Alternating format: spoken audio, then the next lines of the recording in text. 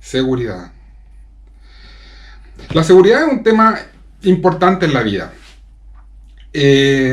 Deseamos sentirnos seguros. Desde que nacemos, en un sentido casi de forma intuitiva, buscamos la seguridad. Al ir creciendo, vamos construyendo nuestra vida de manera de obtener esta seguridad. Buscamos seguridad en nuestras relaciones, buscamos seguridad en nuestra vida, en el lugar donde vivimos. Queremos seguridad de que tendremos todo lo necesario para vivir. Educación, trabajo, dinero, familias, amigos, descanso, todo está orientado a buscar seguridad. ¿Tenemos seguridad en algo? ¿Tenemos seguridad verdadera en algo? ¿Podemos vivir en base a algo que realmente es seguro? Te invito a orar. Padre, te damos tantas gracias por tu palabra, te damos gracias por estar juntos esta mañana meditando, reflexionando en este pasaje. Y te pedimos tu dirección para que tu Espíritu Santo obre en nosotros, nos ayude, nos dirija a entender correctamente este pasaje. Que sea tu voz hablándonos, transformándonos, haciéndonos mejores para ti. Todo esto lo rogamos en los maravillosos méritos de Cristo en la cruz. Amén. Amén. Juan, a través de estos versículos, este pasaje que estamos mirando ahora, comienza a contarnos por qué ha escrito esta carta. ¿Cuál es el objetivo final que ha tenido? ¿Cuál es la motivación que ha tenido para escribir esta carta a la iglesia? ¿Qué es lo que espera conseguir a través de esta carta? Recordemos que está escribiendo a una iglesia que está siendo víctima del engaño. Es una iglesia que está siendo afectada por estos falsos maestros que están cuestionando la divinidad y humanidad de Cristo. Y al hacerlo, hemos visto cómo ponen en juego, ponen en tela de juicio la obra de la cruz. Ponen en tela de juicio la salvación ofrecida por Jesús y su obra. Ponen en tela de juicio esta salvación que recibimos por gracia, por medio de la fe, que llega a nosotros a través del mensaje del Evangelio. Por eso es que Juan no tiene ningún conflicto, ningún problema en llamar a estos hombres anticristo y decir que están al servicio del diablo. Pero en todo esto que está escribiendo Juan, se da cuenta de que es posible que algunos hermanos estén siendo confundidos, que estén dudando de su fe y estén dudando de los resultados que esta va a traer a sus vidas. Por eso al comenzar a concluir esta carta, él quiere mostrarles lo que realmente busca. Porque quiere que aquellos que han creído en Jesús sepan con seguridad absoluta qué es aquello que tienen, qué es aquello que han recibido. Así que te invito a abrir tu Biblia, capítulo 5, versículo 13 en adelante, y vamos a estar mirando juntos estos versículos para ver qué es aquello que Juan quiere que nosotros sepamos hoy día.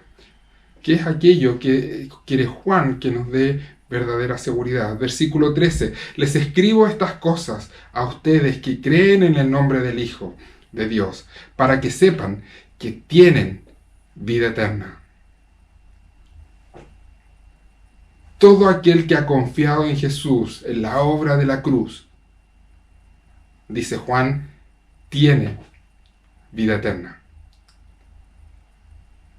Notemos en primer lugar que dice que aquellos que creen en Jesús, el Hijo de Dios, tienen.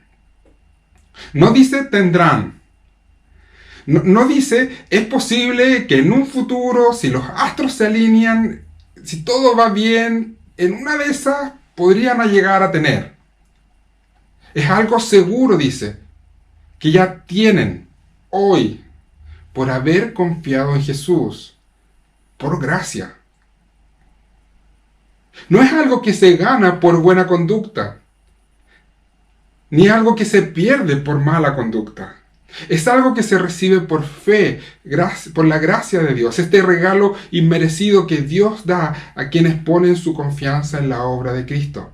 Todos aquellos que por reconocer su condición y confiar en lo que Dios ha hecho en el Hijo para salvarnos, tienen vida eterna. Pero hay algo más que implica esto. La fe en Jesús, dice, nos da vida eterna. Pero la vida eterna no es simplemente vivir para siempre. No es simplemente no morir nunca más. No es transformarse en algo así como un Highlander espiritual o un superhéroe estilo Thor. La salvación no es simplemente el perdón de los pecados y vivir para siempre. La vida que está implícita en esta vida eterna es vivir de la manera que Dios siempre quiso que viviéramos. Es una vida plena, llena de gozo, libre de toda dolencia, libre de toda carencia. Es vida abundante, donde el egoísmo, el orgullo, la autosuficiencia, el temor ya no estarán, nunca más. Es vivir junto a Dios en una relación íntima, segura, estable, por siempre. La vida eterna no es perpetuar nuestra condición actual. La vida eterna es la gloria misma. Es mejor que la mejor vida que podríamos soñar o imaginar jamás. Y esta vida, que es mejor que cualquier cosa que podríamos imaginar, por siempre. Donde todo lo que vamos a realizar tendrá sentido, donde todo lo que realicemos valdrá la pena, donde todo lo que hagamos traerá plena felicidad y satisfacción a la vida. Un estado donde ya no sufriremos del desgaste de la vida, donde no se consumirán nuestras fuerzas o nuestra salud. Una vida plena, vida abundante. Por supuesto, esto implicará una transformación de nuestro estado actual. Una transformación que será total, que será plena. Aquel día cuando Jesús vuelva a buscar a su iglesia, aquel día que la Biblia define como el día de la resurrección. Pero al decir Juan que hoy ya tenemos vida eterna, nos dice que esta ya ha comenzado. Que la transformación que Dios pretende realizar en nosotros ya ha comenzado. Que quienes hemos creído en Él, hemos recibido el Espíritu Santo que mora en ti y en mí. Y que esta transformación ha comenzado en tu vida y en la mía si hemos puesto nuestra confianza en Jesús. Si tú has reconocido tu pecado delante de Dios, si has confesado tu pecado delante de Dios y has entendido que la única manera en que tú puedes relacionarte con Él es gracias a lo que Jesús hizo en tu lugar en la cruz, Dios te ha declarado, te ha hecho su Hijo. Dios te ha dado su Espíritu Santo y ya tienes la vida eterna. No importa lo que venga, no importa lo que pase mañana, la obra que Dios se ha propuesto llevar a cabo en ti y en mí ya ha comenzado. Tenemos seguridad plena de llegar a la meta, porque la vida eterna ya la tenemos, porque Dios lo ha dicho y nuestro Dios no miente. Pero Juan nos dice que no solo tenemos seguridad de vida eterna, también dice que tenemos seguridad de ser escuchados por el Padre. Ahora que llegamos por medio de la fe a ser hijos, podemos acercarnos a Él con plena seguridad. Mira lo que dice verso 14. Esta es la confianza que tenemos al acercarnos a Dios, que si pedimos conforme a su voluntad, Él nos oye. Y si sabemos que Dios oye nuestras oraciones, podemos estar seguros de que ya tenemos lo que hemos pedido. Juan quiere dar seguridad de que Dios escucha y responde a nuestras oraciones. Que podemos ir con total confianza a Él y esperar de Él todo lo necesario. Por supuesto, nos aclara Juan que la respuesta que el Padre dará será de acuerdo a su buena voluntad. Es posible que esto sea algo confuso para algunos. Que Dios responde según su voluntad. Bueno, quizás debemos aclarar un poco de qué se trata esto. Yo creo que posiblemente la confusión se produce cuando entendemos mal qué es lo que la Biblia define como la oración. Si lo piensas bien, el que Dios responda la oración según su voluntad tiene mucho sentido y tiene lógica. ¿Sería posible que Dios haga algo que no sea su voluntad? ¿Será posible que Él haga algo incluso que sea contrario a su voluntad? Muchos creen que por la oración pueden conseguir de parte de Dios lo que ellos quieren. Todo lo que ellos quieran. Pero nuestro Dios no es un Dios manipulable, o voluble, o cambiante. La oración en la Biblia no es vista como la manera que tenemos de hacer que Dios actúe. La oración en la Biblia no es vista como la manera de hacer que un Dios lejano, distante, actúe a nuestro favor. No es el control remoto que tenemos en nuestras manos para lograr que Dios se mueva cuando no quiere hacerlo. La oración, más que algo que cambia a Dios, es vista como algo que nos cambia a nosotros.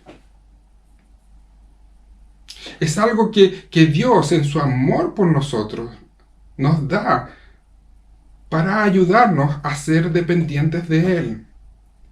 Dios espera que confiemos en Él, que dependamos de Él en todo. Y por eso nos da la oración.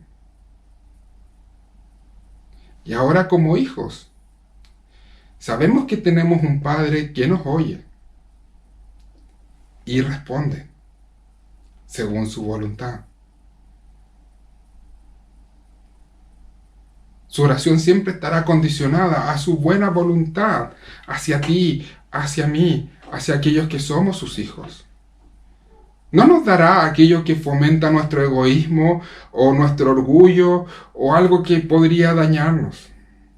Nos dará aquellas cosas que son de bendición para sus hijos amados.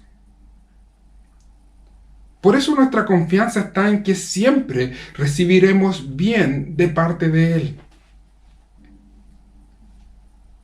Nuestra confianza está en que siempre recibiremos lo bueno de parte de Él.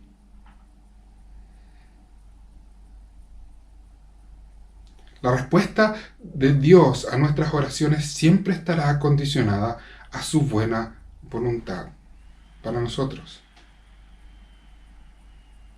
Incluso podríamos darnos cuenta que el mismo Jesús, el mismo Señor, experimentó la negativa de Dios frente a una oración cuando le pidió al Padre no pasar por la cruz.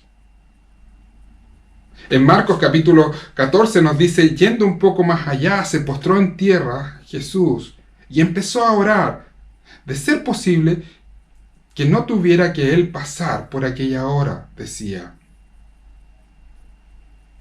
Abba Padre, todo es posible para ti. No me hagas beber este trago amargo, pero no sea lo que yo quiero, sino lo que tú quieres. Jesús no deseaba ir a la cruz y le pidió al Padre de ser posible no hacerlo. Pero finalmente con gran humildad, le dice al Padre que no se haga mi voluntad, sino la tuya. Juan nos quiere dar seguridad de que como hijos de Dios somos escuchados por el Padre. Él responderá a las oraciones, dándonos siempre lo que su amorosa voluntad ha decidido que es bueno para nosotros. No nos dará cosas que nos perjudiquen, no nos dará cosas que nos dañen, no nos dará cosas que no sean de bendición para nuestras vidas. Esta es la confianza que tenemos. Un Padre perfectamente sabio, perfectamente justo y que en amor nos cuida perfectamente. Por eso es que podemos ir a Él y pedir santidad, pedir fe, pedir sabiduría o pedir fortaleza para enfrentar la vida. Pues ya sabemos que es su voluntad darnos todo aquello. Podemos pedirle que la vida eterna que ya tenemos sea cada día más real. Porque sabemos que es su voluntad que esto vaya ocurriendo. En un tiempo de incertezas, en un tiempo de inseguridad, tenemos plena seguridad de ser escuchados por un Padre que nos ama y busca nuestro bien. Pero hay un tercer aspecto en este pasaje que Juan quiere contarnos, en lo cual podemos tener plena seguridad por ser hijos de Dios. Y es que tenemos seguridad de poder ser de bendición real, efectiva, hacia nuestros hermanos. Uno de los temas centrales en esta carta es el amor que debemos tenernos unos a otros. Cómo debemos amarnos unos a otros como Jesús nos ha amado. Un amor que buscará ayudar al hermano y ser de bendición en su vida. Y hay muchas maneras en que podemos bendecirle, y hemos hablado de esto a lo largo de sermones anteriores al mirar esta carta. Pero si uno se detiene y empieza a reflexionar, ¿qué es aquello que más necesita mi hermano? ¿Cuál es la mayor necesidad que mi hermano tiene? Sin duda, al final, al reflexionar un poco, nos daremos cuenta que la mayor necesidad que él tiene, que también es la mayor necesidad que yo tengo, es santidad. Que él, al igual que yo, está luchando con el pecado en su vida y desea vencerlo. Y me gustaría poder ayudar a mi hermano. Y me gustaría que otros estén preocupados de ayudarme a mí, a que el pecado sea erradicado de nuestras vidas. Pero con honestidad debemos reconocer que no tenemos la capacidad de transformar el corazón de nadie. Ni siquiera somos capaces de transformar nuestro propio corazón. Pero Dios nos da la seguridad de que sí podemos ayudar de manera real y efectiva a nuestro hermano. De que sí podemos bendecirle. Y podemos hacerlo a través de la oración. Esta oración que el Padre escucha y responde según su voluntad. Porque sabemos que es la voluntad de Dios que todos nosotros vayamos creciendo en santidad, que todos aquellos que somos sus hijos vayamos creciendo en santidad. Por eso tenemos la seguridad de que si pedimos por nuestro hermano, podremos ayudarle realmente en esto que es su mayor necesidad. Mira lo que dice el verso 16. Si alguno ve a su hermano cometer un pecado que no lleva a la muerte, ore por él, y Dios le dará vida. Al ver el pecado presente en la vida de mi hermano, debo orar por él, para que reciba vida, para que la vida eterna que ya tiene sea cada vez más real, para que pueda ir avanzando cada día hacia la meta que Dios tiene para la vida de todos sus hijos. Sin duda podemos hablar con el hermano, podemos aconsejarle, podemos acompañarle y debemos hacerlo en momentos de debilidad y de pecado en su vida. Pero sabemos que no tenemos la capacidad de cambiarle. No tenemos la capacidad de santificarle. Eso es algo que solo Dios puede hacer. Pero deseamos que ocurra. Por eso podemos ir al Padre y pedir por el hermano. Y al hacerlo, dice Juan que haremos que nuestro hermano reciba vida. Podemos bendecirle de manera real, efectiva. Tenemos seguridad de que realmente podemos ser de ayuda en la transformación de nuestros hermanos. La seguridad de poder bendecirle en aquello que no será simplemente temporal, que será algo que durará para siempre. No es una oración condenatoria, sino una oración que nace de la humildad de reconocer que estamos en la misma debilidad. De quien reconoce que está en la misma condición de tener que ser santificado por Dios, luchando contra el pecado en nuestra vida. Por eso va a Dios y le pide por el hermano que le dé la capacidad de vencer su pecado. Que abra sus ojos, se pueda arrepentir, confesar delante de Él y vencer su pecado. Pero Juan hace una aclaración respecto a esta petición. Y es que nos dice que no es pedir por cualquiera. Podemos pedir que Dios ayude, dice Juan, a quien no comete un pecado que lleve a la muerte. Esto podría ser un poco confuso. Mire lo que dice el verso 16. Me refiero a quien comete un pecado que no lleva a la muerte. Hay un pecado que sí lleva a la muerte. Y en ese caso, no digo que se ore por él. Verso 17. Toda maldad es pecado, pero hay pecado que no lleva a la muerte. ¿A qué se refiere con esto de pecado que no lleva a la muerte? ¿Qué sería el pecado que sí lleva a la muerte? Por el cual Juan no aconseja orar. Pienso que Juan está hablando, cuando se refiere a este pecado que sí lleva a la muerte, creo que está hablando de un no creyente, de aquel que no es hijo de Dios. A lo largo de esta carta ha hablado de algunos que parecían ser creyentes, que parecían ser hermanos, pero que finalmente salieron de la comunidad, mostrando que nunca lo fueron realmente. Y la razón por la cual salieron de la comunidad es porque negaban a Cristo y su obra. Ellos están en una condición de pecado que lleva a la muerte. Están en una condición de pecado que no ha sido perdonado. Y la razón es que no se han vuelto a Cristo y no han confiado en el Evangelio. Por eso dirá Juan, no oren por ellos pidiendo santidad, porque no son creyentes. Quizás podrán pedir salvación, podrán pedir que Dios tenga misericordia de ellos, pero no pueden pedir santidad.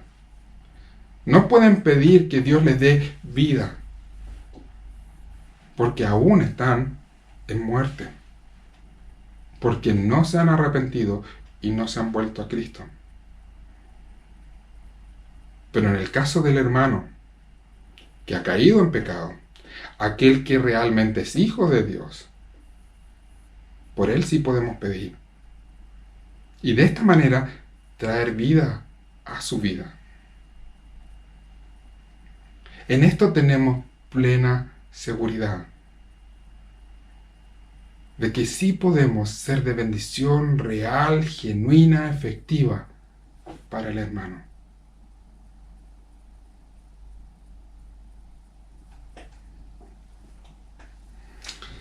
En medio de tanta incertidumbre, Juan nos da razones para sentirnos seguros. ¿Qué pasará con los contagios? ¿Habrá una segunda ola? ¿Cuándo volveremos a la normalidad? ¿Qué será normal cuando volvamos? ¿Podemos vivir como vivíamos antes o tendremos que hablar de esta nueva normalidad? ¿Qué pasará con nuestra salud? ¿O nuestro trabajo? ¿O la economía? ¿Qué pasará con el mundo?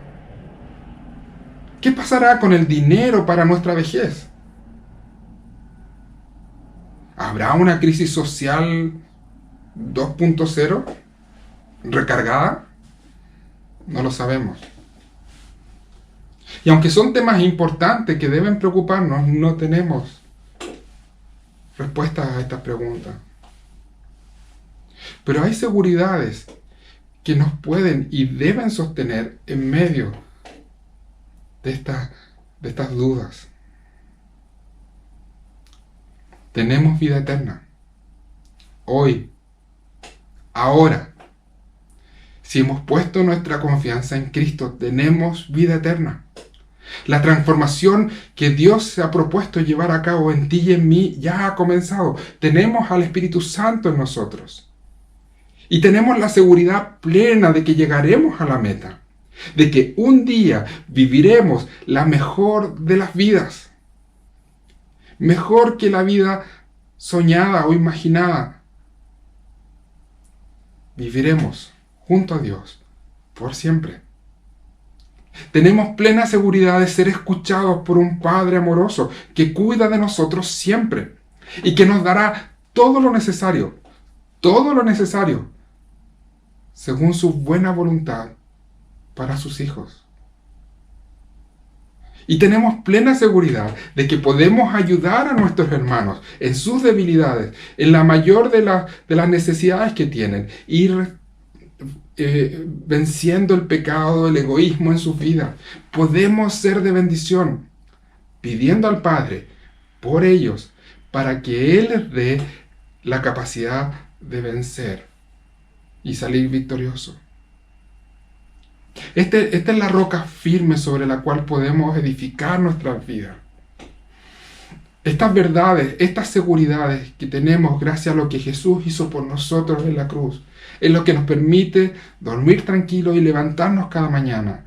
Es lo que nos va a permitir y nos debe permitir enfrentar el mañana con todas las inseguridades que esto implica, sabiendo que tenemos esta seguridad en Dios porque Él lo ha prometido. Y tenemos un Dios que no miente. Él ha prometido esto para ti y para mí. Y no solo son las buenas intenciones de alguien que no tiene el poder de llevar a cabo esto. Son las promesas de aquel que es soberano absoluto de todo y que tiene todo el poder, que es fiel y no miente. Esto es nuestro Dios y estas son nuestras seguridades. Te invito a orar. Padre, te damos tantas gracias por lo maravilloso que eres. Porque conoces perfectamente cómo es nuestra vida, cómo es la vida en este mundo. Sabes perfectamente que tenemos que enfrentar día a día una serie de situaciones frente a las cuales no tenemos idea cómo viene el mañana. Es por eso que tú continuamente nos recuerdas qué es aquello que debe darnos seguridad. Continuamente nos recuerda qué es aquello que tú has hecho por nosotros en Jesús. Y ahora al reflexionar en este pasaje, volvemos a maravillarnos de tu grandeza, de tu amor, de tu fidelidad. Cuando nos recuerdas que tenemos vida eterna, que es segura. Cuando nos recuerda que podemos hablar contigo y que siempre escucharás y responderás como un Padre amoroso, según tu buena voluntad. Que siempre de ti recibiremos el bien y no el mal. Y cuando nos recuerdas que podemos vivir en comunidad, siendo de bendición real para aquellos que nos rodean, pidiendo por todos aquellos que están a nuestro alrededor en Cristo, para que tú obres perfectamente en ellos tu buena voluntad. En medio de las incertezas, Señor, estas son las seguridades que tú nos das. Ayúdanos, Señor, a que queden grabadas en nuestra mente y en nuestro corazón, de manera que sobre estas seguridades podamos basar nuestra vida y vivir con plena confianza cualquier cosa que el mañana nos depare. En Jesús te lo pedimos. Amén.